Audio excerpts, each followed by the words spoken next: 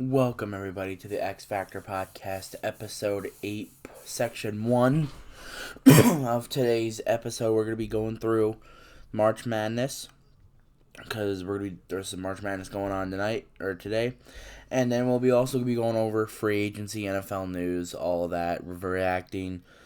And then in Section 2 of today, we'll be going over AW Dynamite, and that'll be up in about an hour or two. So, if you like podcasts that you don't really have to watch the screen, you just want to sit there, do whatever you need to do laundry, dishes, clean house, whatever you need to do, put this podcast on, put the X Factor podcast on, and let's get going. So, the first thing up here is the March Madness bracket. First two March Madness games, Maryland versus West Virginia. Maryland's up. I had Maryland winning this game, so far I'm doing good. So and then Virginia versus Furman, I have Virginia winning, and they're up 27-22. Maryland's up 32-30. Matches that are else going on today. Utah versus Missouri will play at 12:40 in my time here in Iowa. Howard versus Kansas at 1. Alabama and Texas A&M at 1:45. Charleston versus San Diego State at 2:10.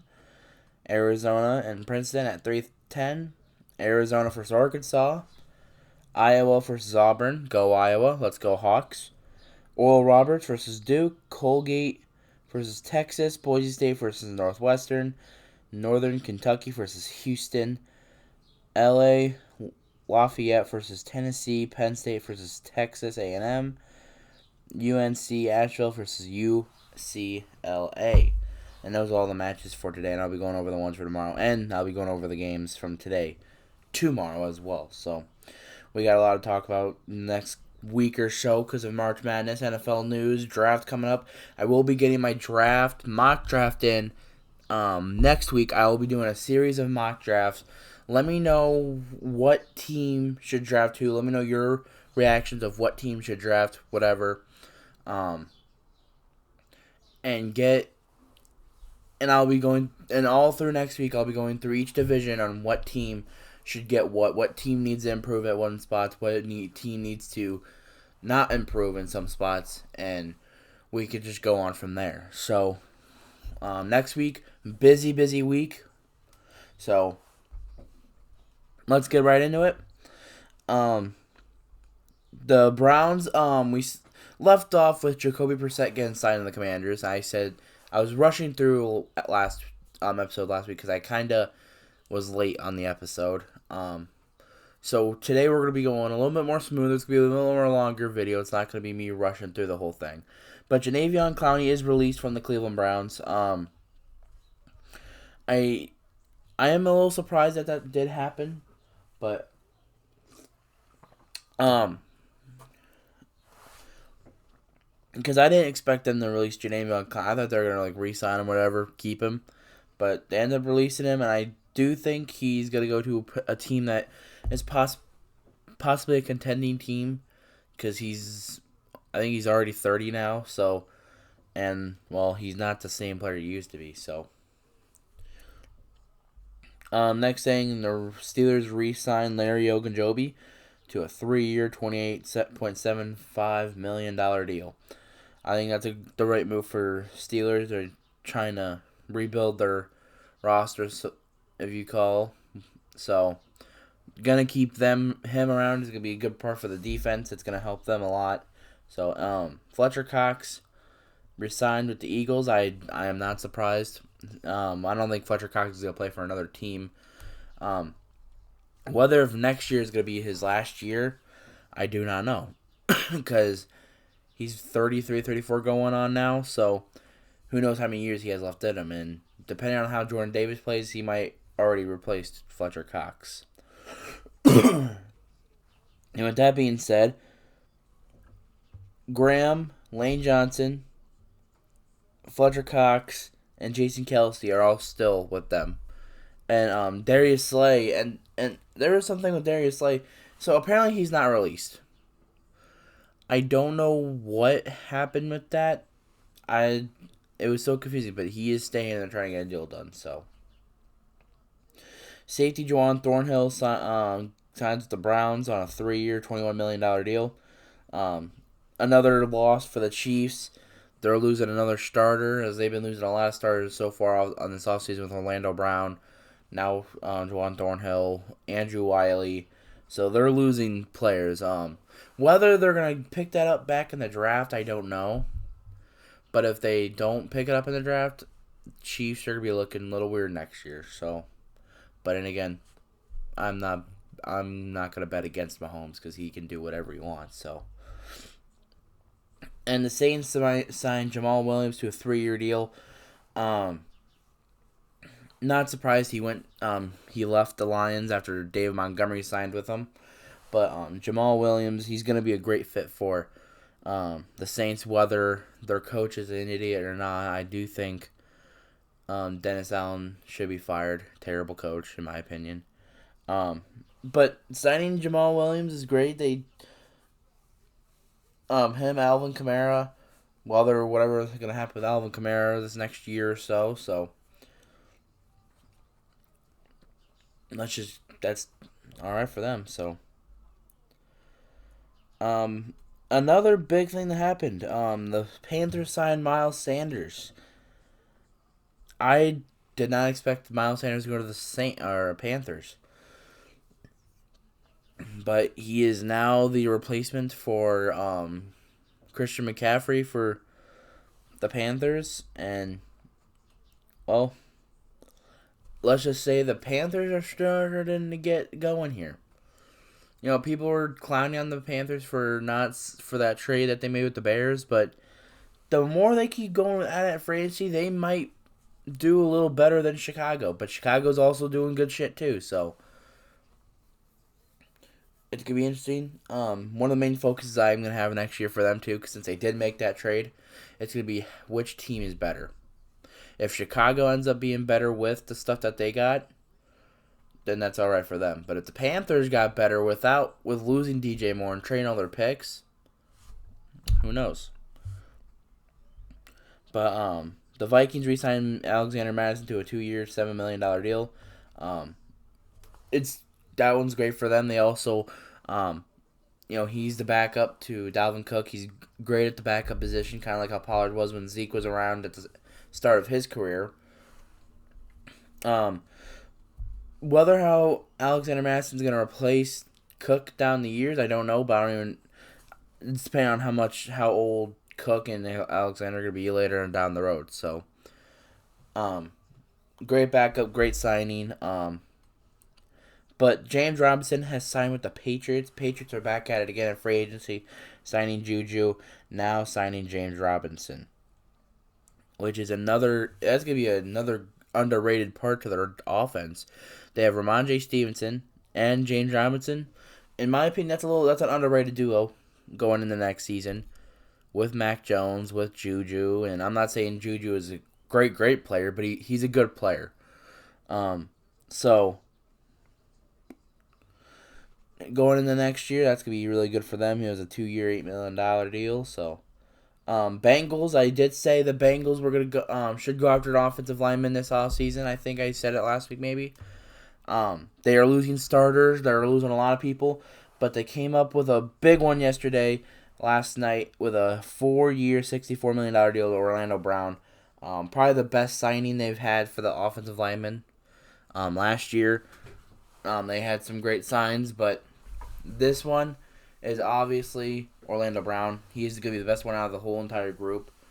I don't think he has really let up any sacks so far in his career. So, and whatever side he's going to have for Burrow is going to be Burrow's main guy right there on the offensive line. So, hopefully, and with the running game, and depending on what happens with Joe Mixon, just watch out. And I know it's just one offensive lineman, but one offensive lineman can change a lot. So, PJ Walker signed with Chicago. Not surprised really. He's gonna back up Justin Fields obviously, but DJ Moore's there, so Nothing really much to talk about. It's just PJ Walker. So, Dolphins signed Braxton Berrios to a 1-year deal. Berrios left the Jets to go to a rival team in Miami. Miami is gonna be. I think they're use Braxton Berrios as an underrated slot receiver. Next season, I think they should. He did good for the Jets. Like he was doing good for the Jets last year, at times. And then with this, it's gonna be Waddle, him, Tyreek Hill, missing maybe Cedric Wilson. Which, what the hell have they done with him? Cedric Wilson's a freaking monster, an underrated monster when he can be. So like, what the hell's going on with him? Because with Dallas that last year, smooth. Giants are signed Paris Campbell. So that's a great, not great for them. Well, it's all right. They got rid of Darius Slay, and I think they're trying to get rid of Kenny Golladay, or if they already did. So not much really has happened free agency wise. I will be getting mock drafts done later next week. I'll be also going through each team, see what team needs to do, like what each team needs to do better at. So hopefully we can get through that. And that's pretty much all we really got for NFL talk, really.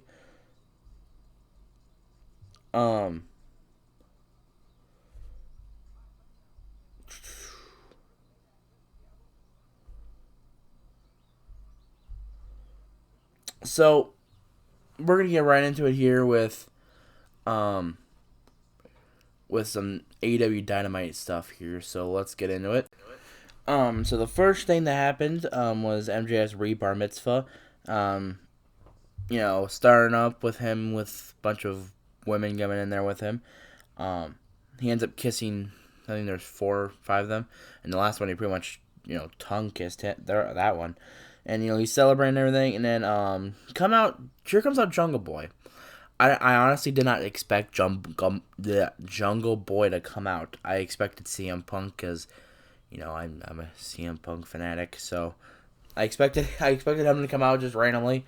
And, so Jungle Boy came out. And I think before he can even get a word in, Sammy Guevara came out. And I'm like, damn, okay, Sammy's coming out. And then right before that, before he started talking, Darby came out. And I'm like, Fatal 4-way, triple threat, number 1 contender match. Like, that's just what I was reading the room with. And MJF tried talking to Jungle Boy, and Jungle Boy is like, shut the hell up. And, he's pretty much saying, during the 2020 year, the pandemic era, MJF was getting what he wants and all that, and while Jungle Boy's fighting to get through Dark. So, and MJF has not had an appearance on Dark, Elevation, and Rampage. It's only been Dynamite, so. But, and again, MJF's a generational talent. If you're a generational talent, you should be getting the top light. So, can't argue with that. And then, Sammy was talking, which he was talking a little bit like a baby face a little bit. If you really feel, the room here, he was kind of talking like a baby face. Give me a minute here. Sorry, March Madness behind. But no, Sammy Guevara was kind of acting like a babyface. It's just that's what I felt like when I was watching last night. It just felt like a babyface thing when he was pretty much saying how he was supposed to be the job guy for the Inner Circle, and then pretty much the understudy for Jericho, which I caught my eye for a little bit because I'm like, wait a minute, you're part of the Jericho Appreciation Society. Watch what you say, man. Just watch that. I do like Sammy Guevara. And I get what the hate is, the back locker room stuff, and him not wanting to do house shows and all that. So I can get, because the thing with house shows is, and the way I look at house shows is, you're there so that the fans can see you more often, but it's also there to help you get better. And if you're there with house shows, you can, if you botch something, if you mess something up, the crowd is not gonna, you're not gonna have social media on your ass about it. So that's pretty much how I look at house shows is something for you to get better at. It's not something for, well, it's also for people that are lower card that, can earn some money. And with how big AEW's roster is, a lot of them can use, some ring time. So, and then Darby was talking, which Darby took a shot at some of the people in the back about, always complaining on Twitter and all that. And I just thought all of them had I think it was just a great promo in general, and it felt like a buzz is going around. And then MJF, he took his hat off and he looked like shit. Oh my god, that Iron Man match really took a toll on him. That 65 minutes in the ring, that man looked dead. He's still trying to recover from that. Eyes are terrible. It's just terrible.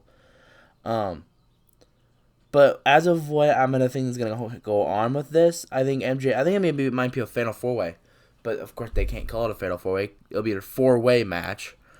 I kind of want to see an elimination 4-way, because when it comes to 4-way, 3-way, 5-way, 6-way matches, I enjoy the elimination part, because you can say you outlast 6 people or whatever, you outlast 5 people, 4, 3 or whatever. But I can understand why they don't do it for triple threat. It's only 3 people. But like for Fatal 4-Way and up, it should be elimination rules. So, otherwise, I had no problem with this promo. The promos from all of the guys were great. Blackpool Combat Club faced Dark Order, Stu Grayson, Evil Uno, and Hangman, and I thought it was an alright match. And I'm gonna get into more of this later on because something happened at the end of Dynamite. So, I thought it was a great match. I thought it was a great way to extend the rivalry, and I thought that rivalry was gonna end right there at Revolution, but it's gonna keep going now. So, and while we're at Revolution, Blood and Guts is only a couple months away from now. So, and they're not doing pay-per-views every month, so they can build this how long they want until up to Blood and Guts. But whatever happened at the end of Dynamite, I think that's where we got for Dark Order's side for Blood and Guts. So, Juice Robinson had a little TV segment on why he went after Ricky, and he pretty much said that no one's gonna be able to stop him when he puts your head into the ground. Boom, you're done. You can't stop him at all. After this, Jade Cargill had her open challenge, and once I realized who it was some Nicole Matthews, Canadian girl. I'm like, bro, why are they putting some? And a lot of Cargill's opponents have been just regular local people. So, and I have liked her undefeated run, but it's also not been the greatest either, because she faced fucking people that we don't know about. And if you do know about them, you've probably watched them in the indie scene. I'm not a fan of her run lately, but Taya Valkyrie came out signing with AEW after that all happened. So, and I do think Taya Valkyrie is gonna beat Cargill for that title, and I think that's gonna be a great change for her. She's had the belt for over a year now, so I do think Taya Valkyrie's going to win. So, let's get right into this next thing here. Ricky Starks had a little bit of a segment. Nothing really big. It was just pretty much to respond to Juice Robinson, and I'm not going to lie, I kind of want to see more of, Juice Robinson and Ricky Starks. Whether this is going to keep going until the Forbidden Door, which they did announce last night. Forbidden Door will be a pay-per-view later on during the summer.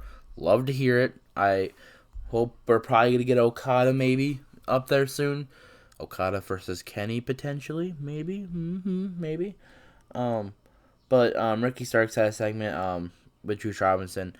And I have a feeling Bullet Club, with all the stuff he was saying about Bullet Club last night, I think Bullet Club will show up eventually. So, then we got our first QTV commercial of the year, or this new Powerhouse Hobbs QT Marshall era.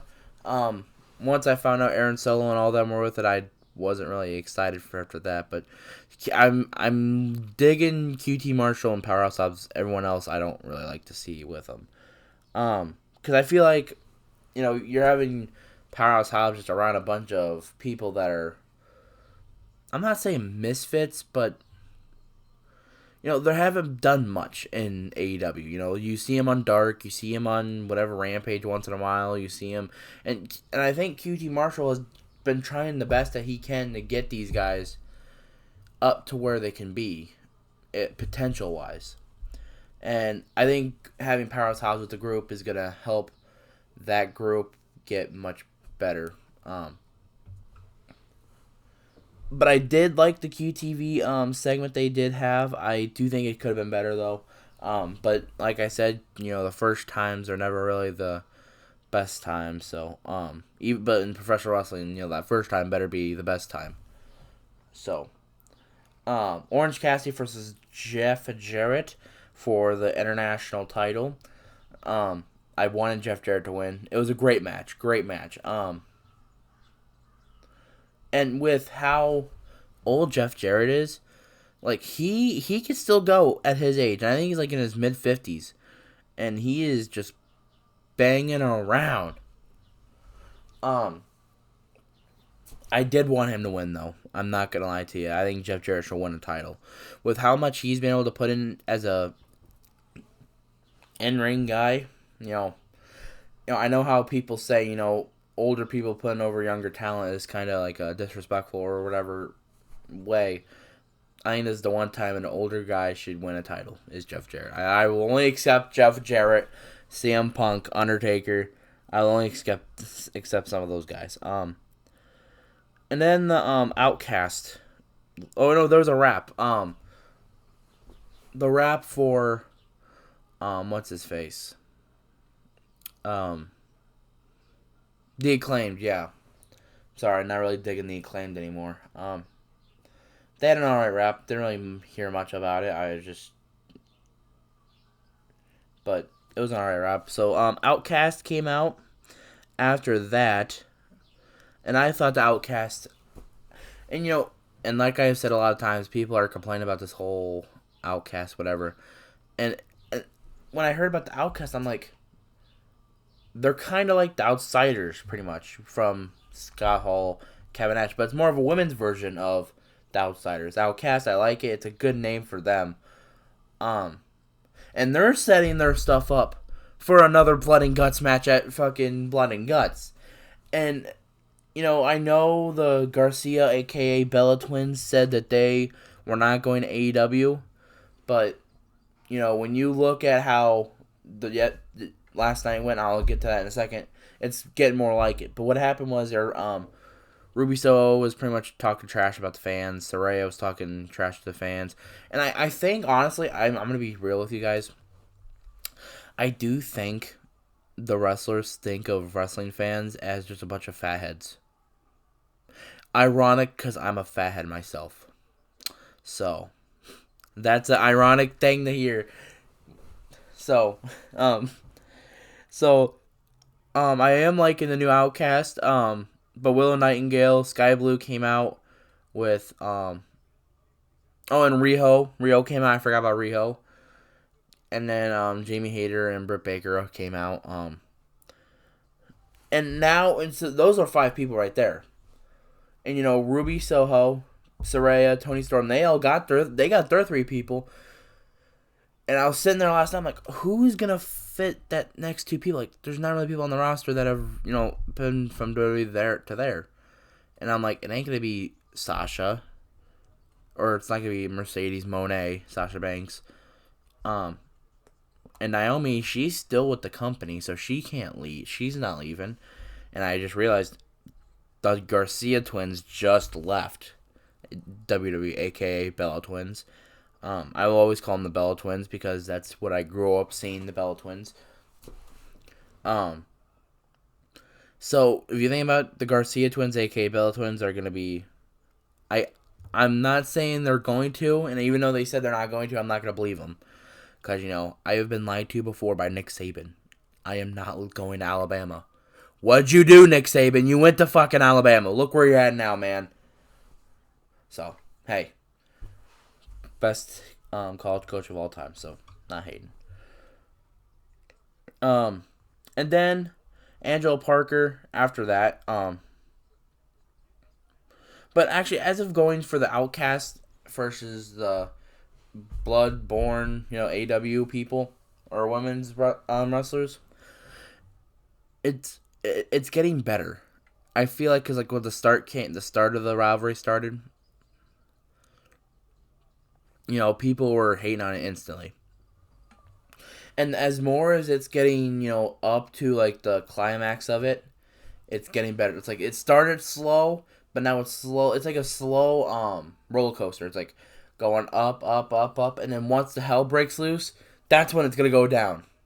But it's gonna go down in a good way. It's gonna go down as all hell's breaking loose, pretty much. So, I'm hoping we get a first ever Blood and Guts women's match, and if we do, I will be happy because in the last couple of years, when that's one of the main things from wrestling. They want to include women in more of the guy stuff, like the women's Royal Rumble, the women's Money in the Bank, the women's Hell in a Cell, women's ladder matches, all that kind of stuff.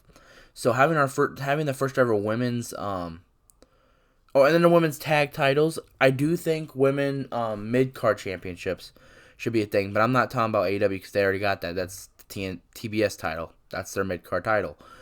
I do think WWE needs to put a mid-card women's championship in there. Intercontinental U.S. title to fit the group with the mid-cards. And I know because you have a lot of women that, show up but are not really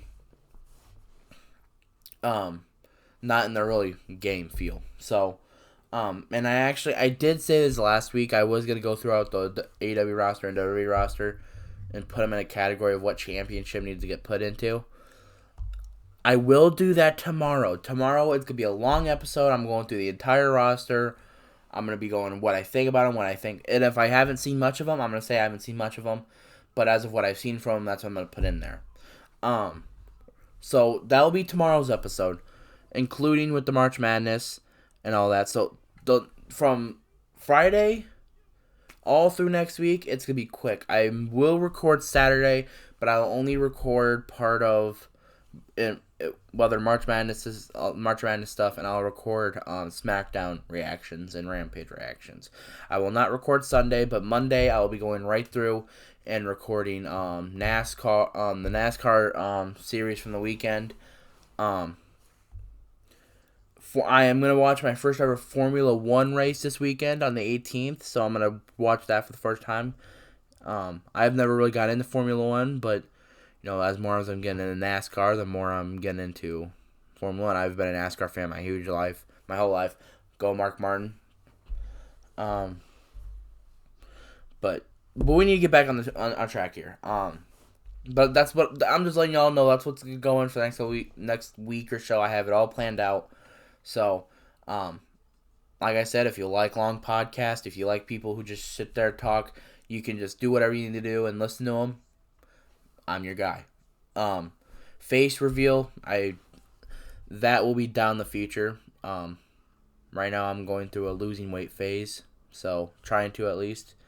Cowboys have re-signed C.J. Goodwin. I fucking hate him. Actually, just okay. All right, signing for them, but So, I'm gonna wait until I'm down some weight. I'm gonna be real. I'm gonna lose weight, and then that's when I'll start showing face videos and all that. I'm making myself sound like Dream for a second here, but that's pretty much that. But let's get right into the next segment here. Angelo Parker and Daddy Magic are trying to get the Acclaim with JAS.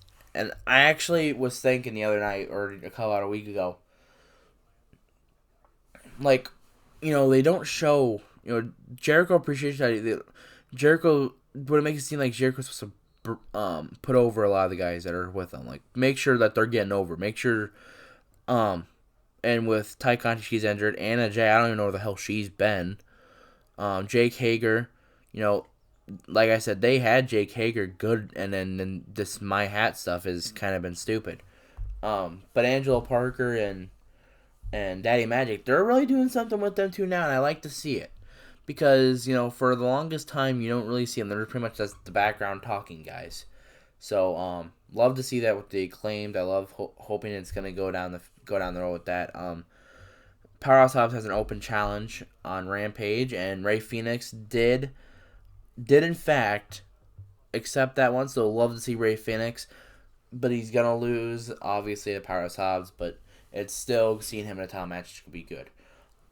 Get right into the main event here. The Elite versus the House of Black versus JAS. I thought the crowd for that match was phenomenal. I loved every second of that pretty much matchup. I think the only thing there wasn't only really much to complain about. The only thing I really, always really complain about is just the super kick parties by the Young Bucks. But otherwise, I love what and that's the one thing. People hate on the Young Bucks, and I get that. But the one thing, I don't like these super kicks. But everything else, I don't really have a problem with, And with Kenny, I love Kenny. There's nothing I can say bad about Kenny, besides the whole CM Punk stuff. But that's all over. It's done now. It's need to get over it. But House of Black did end up with the victory. And while that was going, they were showing parts of Dark Order and Combat Club battling each other. So, and then after the match, I think Hangman found his way with the Elite, because Hangman was sitting in the ring, and Combat Club were going to go after him, and then that's when the Elite showed up. Another Blood and Guts potential matchup right there. I'm just saying, the build up to Blood and Guts, I'm not saying it's confirmed it's going to be a Blood and Guts build up, but the way they're making it feel like this is our Blood and Guts match this year. Boom, get right into it, done for. So, by the way, Missouri is beating Utah State 14-6 here. Rebound by Utah State here. But if you want more of, whatever I'm doing here, if you want me reactions live, if I'm probably sometime down in the future, I'm going to be doing live reactions to shows. I'm going to start live reaction to shows, get on Twitch a little bit. But if you like what I'm doing here, if you don't have a problem, if you suggest what I should talk about. And that's one thing I always want to hear. I know I'm not getting much fan reaction by people, but when you do watch, let me know what you want to hear. Let me know what you want me to talk about. Let me know what you want me to react to. Let me know because I will respond to any comment that shows. So I'm just saying. But I hope everyone has a nice day. I thought it was a good episode. Tomorrow, like I said, we're getting right into the rosters.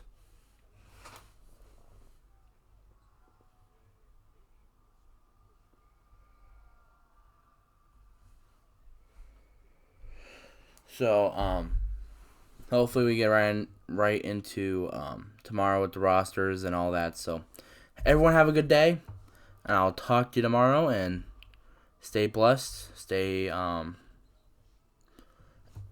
do what you need to do to live your life. That's all I pretty much got for today. So, see y'all later. Bye.